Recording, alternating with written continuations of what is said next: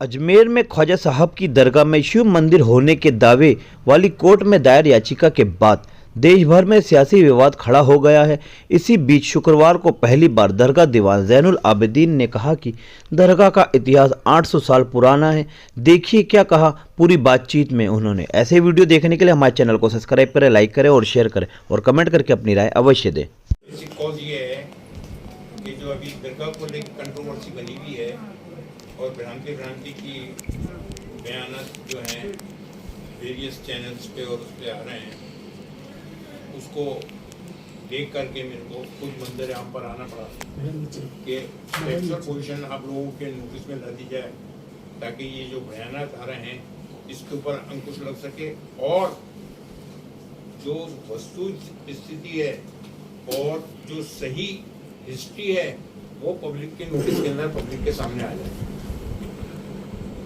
अभी थोड़ी देर की बात है कि सुप्रीम कोर्ट ने, हमारे सर्वोच्च न्यायालय ने संबल को लेकर के जो ऑर्डर पारित किया है उसके लिए मैं पूरी प्रशंसा करता हूँ, धन्यवाद देता हूँ और लोगों से ये अपील करता हूँ कि वो इस आधार पे हम लोग शांति बनाए रखें और अपनी ओर से ऐसा कोई काम नहीं करें कि जिससे कंट्रोवर्सी पैदा हो।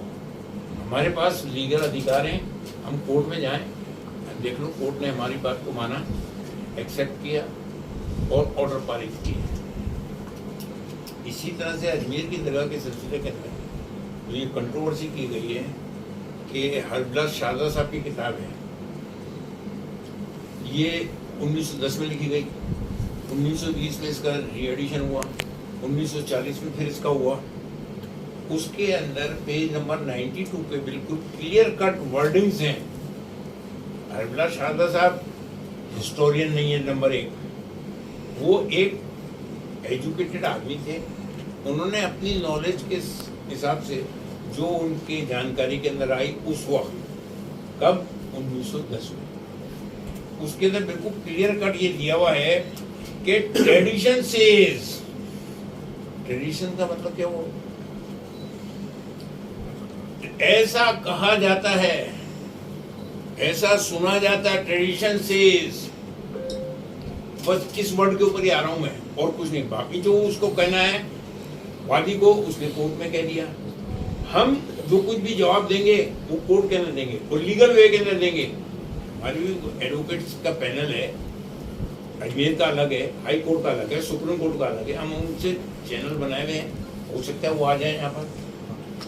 इसी दरगाह का जो 800 साल का इतिहास है, जब गरीब नवाज रहमतुल्लाह अलैह का एक्ट गवर्नमेंट ऑफ इंडिया पास कर रही थी, एक्ट नंबर 36 1955, उससे पहले 1950 के अंदर गवर्नमेंट ऑफ इंडिया ने इलाहाबाद हाई कोर्ट के सिटिंग जज जस्टिस गुलाम हसन की अध्यक्षता में एक आयोग बनाया और दरगाह के माल एडमिनिस्ट्रेशन को लेकर के उसके ऊपर इंक्वायरी की। उसके अंदर जब उन्होंने यहाँ आकर के पूरी जानकारी ली, खोजबीन की, मालूमात की, डॉक्यूमेंट्स देखे और पुराने दस्तावेजों की रोशनी के अंदर उन्होंने जो अपनी रिपोर्ट सबमिट की, वो गवर्नमेंट ऑफ इंडिया के पटल पे 1950 की ये इंक्वायरी कमेटी रिपोर्ट है।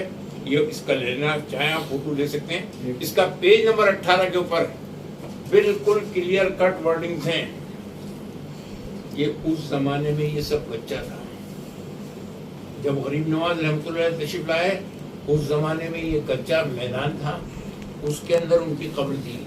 अब साइकोलॉजी पॉइंट ऑफ व्यू से आप खुद अंदाजा लगा सकते हैं कि जहाँ पर कब्र होगी और वो भी कच्ची, 150 साल तक आपका मज़ार कच्चा रहा, बिल्कुल भी वहाँ कोई पक्का कंस्ट्रक्शन नहीं था, तो उसके नीचे टेम्पल कहाँ से आ गया भाई? पहली चीज। दूसरी चीज के जो महमूद खिलजी थे, कहाँ के थे? ये लिखा हुआ पूरा मालवा के मालवा। उन्होंने जब अजमेर पे कब्जा किया तो उन्होंने अपनी तरफ से जो एडमिनिस्ट्रेशन चलाया, उसके अंदर गरीब नवाज के खलीफा की दरगाह है नागौर शरीफ के अंदर, सूफी अमीरुद्दीन सुल्तान तारिक रहमतुल्लाह। उनके पड़पोते जो थे वो ख्वाजा हुसैन नागौरी नाम से जाने जाते थे। उनसे महमूद खिलजी की बहुत ज़्यादा अकीदत थी, तो किसी फंक्शन के अंदर उनको उन्होंने खूब इनाम वगैरह दिए, तो उन्होंने उस पैसे को यहाँ ला करके ख्वाजा का गुंबद बनाया, ये जो जिसको आप जन्नती दरवाज़ा कहते हैं वो बनाए, और जो कच्चे मज़ार थे उसको पक्का किया। ये कुछ 150-200 साल के बाद में बना है। ये 1961 AIR 1961 supreme court full bench का सुप्रीम कोर्ट का जजमेंट है, गजेंद्र गरोदर का। इसका कच्चा था, ये पूरे हिस्ट्री दी हुई है, दरगाह की हिस्ट्री। जो एक्ट को चैलेंज किया गया था उसके अंदर ये पूरी हिस्ट्री दी हुई है कि क्या था वहां पर, क्या नहीं था, ये क्लियर कट मौजूद है। इसी तरह से जो दूसरा अभी फरवरी 2002 के अंदर गवर्नमेंट ऑफ इंडिया ने JPC बैठाई थी दरगाह के और अदर प्रॉपर्टीज के एडमिनिस्ट्रेशन के लिए, ये क्लियर कट मौजूद है। 20 दिसंबर 2002 को ये राज्यसभा ये पटल पे रखी हुई है।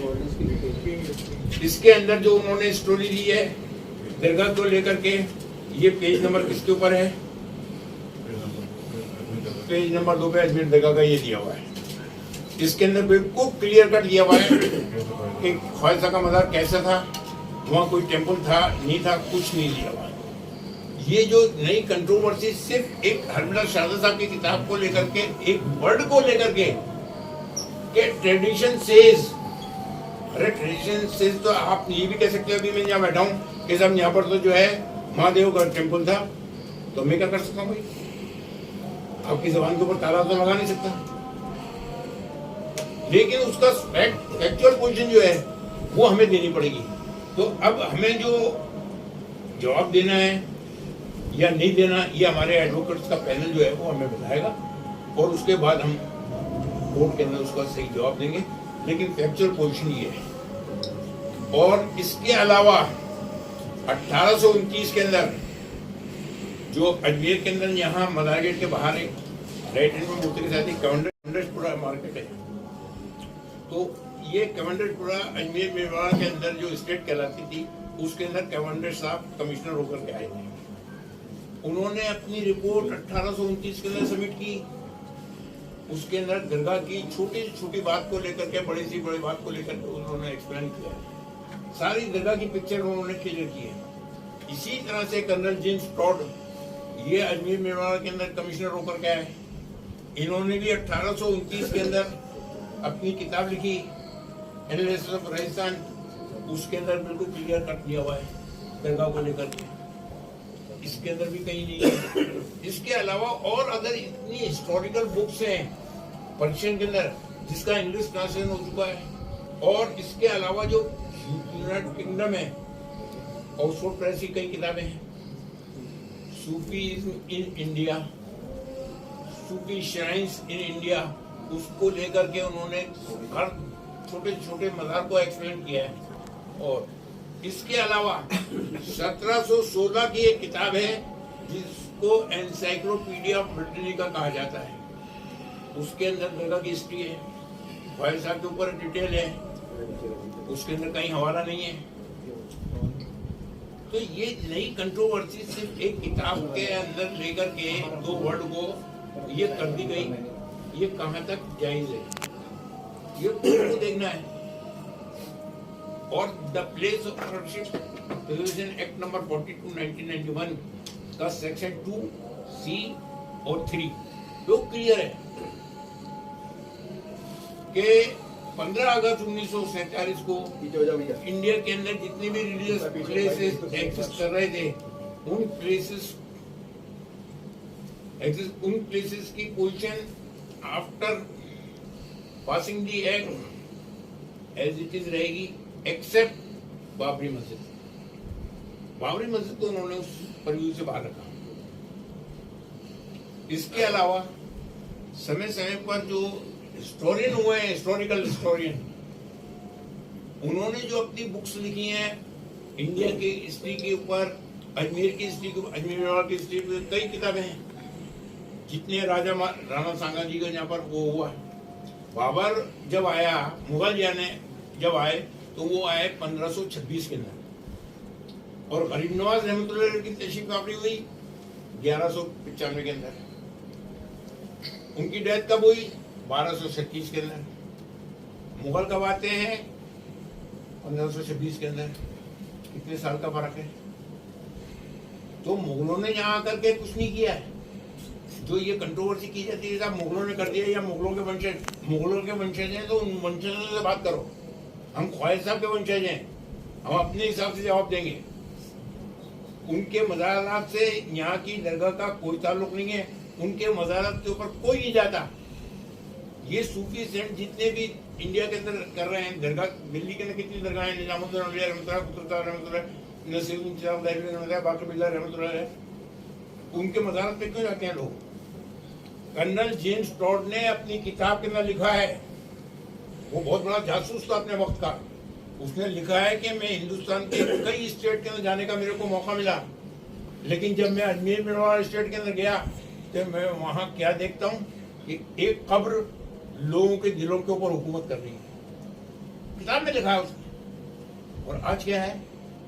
लाखों हजारों परदेसी, हर मजहब और मिल्लत का आदमी, किसी भी धर्म का वो मानने वाला हो, वो आता है यहाँ पर। टिंकू अब्दुल रहमान जो मलेशिया का किंग था, 1962 के अंदर उसको वहां पे सपना आता है, ख्वाब आता है, उसको कोई परेशानी थी। उस परेशानी को लेकर के अजमेर की दरगाह उसको दिखाई गई कि वहां जाओ, वहां जाकर। तो उन्होंने पंडित जवाहरलाल नेहरू जो थे उनको मैसेज किया, यहाँ इंतजाम हुआ। नसीरुद्दीन जो फिल्म एक्टर है, उसके बाप आले मोहम्मद शाह यहाँ पर नाजिम थे, यूपीएससी से फर्स्ट नाजिम वो बने थे। उनको यहाँ मैसेज हुआ, वो बाकायदा यहाँ पर आए, यहाँ रिसीव किया, दरगाह शरीफ में गए, फतह पढ़ी, जो भी उनको अपनी रस्म करनी थी वो करी।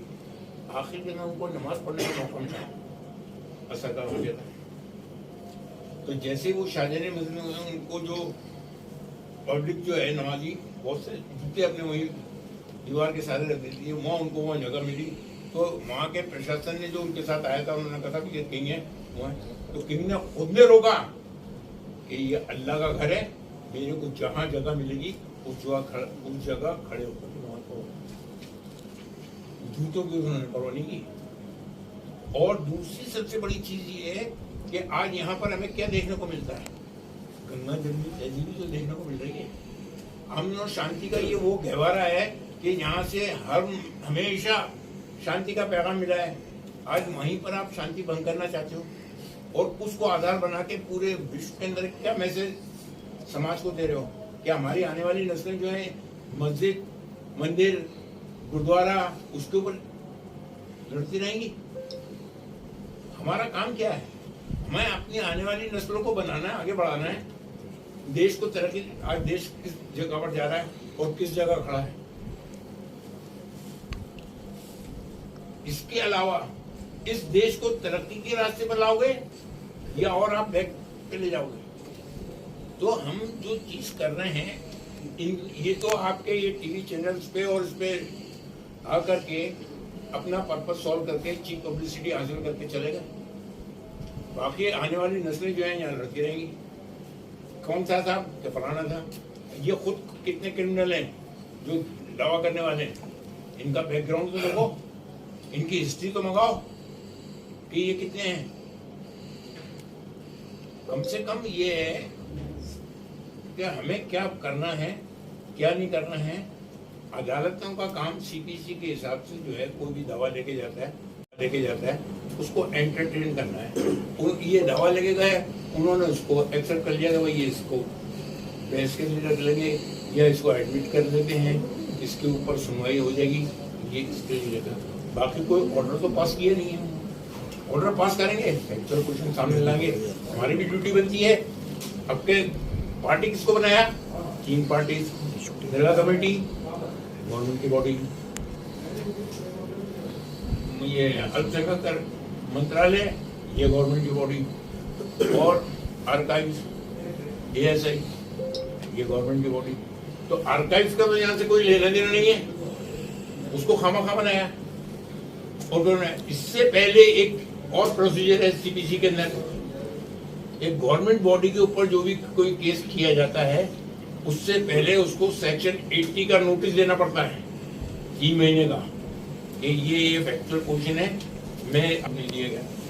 प्लस जो ख्वाजा का वंशज है, जिनके बाप दादा की दरगाह है, वो मजार है, उसको पार्टी नहीं बनाया। आप किस कैपेसिटी में चले गए वहां पर? गवर्नमेंट की कैपेसिटी में। तो गवर्नमेंट जवाब देगी, गवर्नमेंट का ये रिपोर्ट है। गवर्नमेंट अपने लिखे से थूके को सारी बातों को लेकर के इस निष्कर्ष पर पहुंचा हूं कि the place of worship president act को जो खिलौना बना दिया गया है, उसके ऊपर कोई एक्शन नहीं हो रहा है, कोई उसके किसी भी सेक्शन के ऊपर कोई एक्शन नहीं लिया जा रहा है। तो केंद्र सरकार से मेरा निवेदन है कि वो इसको अमेंड करे, इसके अंदर ऐसे क्लोज लाए, ऐसे सेक्शन लाए कि जिससे इसके अंदर स्ट्रिक्टनेस पैदा हो, और ये जो खेल खेला जा रहा है बांटने का देश को, जनता के अंदर भ्रम पैदा किया जा रहा है, वो खत्म, ताकि हमारा देश जो है वो उन्नति के रास्ते पर गामजन हो सके। हम क्या कर रहे हैं? हमारी इन्हें जितने पॉलिटिशियन अलग अलग उससे जो बयान दे रहे हैं अलग अलग, किसी के बयान में जो है कहीं पे भी कोई अपील नहीं है। वो उधर से जहर उगल रहा है, वो उधर से जहर उगल रहा है, वो उधर से जहर उगल रहा है। तीनों को क्या रहे हो भाई? आप जब तक के एक जगह पर बैठ करके सारी बातों के ऊपर आपस में मिलकर के डिस्कशन नहीं करोगे, इसका सॉल्यूशन नहीं निकलेगा और न निकलने वाला। आप पिछली स्टेट ये भी क्या हुआ, अभी क्या हुआ जिसके ऊपर आज सुप्रीम कोर्ट को इंटरफेयर करना पड़ा। मैं सुप्रीम कोर्ट से भी ये अपील करता हूं कि वो सो मोटो इसके अंदर एक्शन ले, सो मोटो एक्शन ले, और उस सेक्शन को जिसको ये कहते हैं कि साहब इसके अंदर जो है सर्वे का कोई वो नहीं है प्रोविजन, तो उस पोजीशन को क्लियर करें अपने जजमेंट्स के अंदर। और मैं अपील करूंगा कि देश के अंदर शांति, अमन का माहौल, भाईचारे का माहौल बनाए रखें, और ऐसा कोई काम अपनी तरफ से नहीं करें जिसकी वजह से नई कंट्रोवर्सी पैदा हो। धन्यवाद। आपकी तरफ से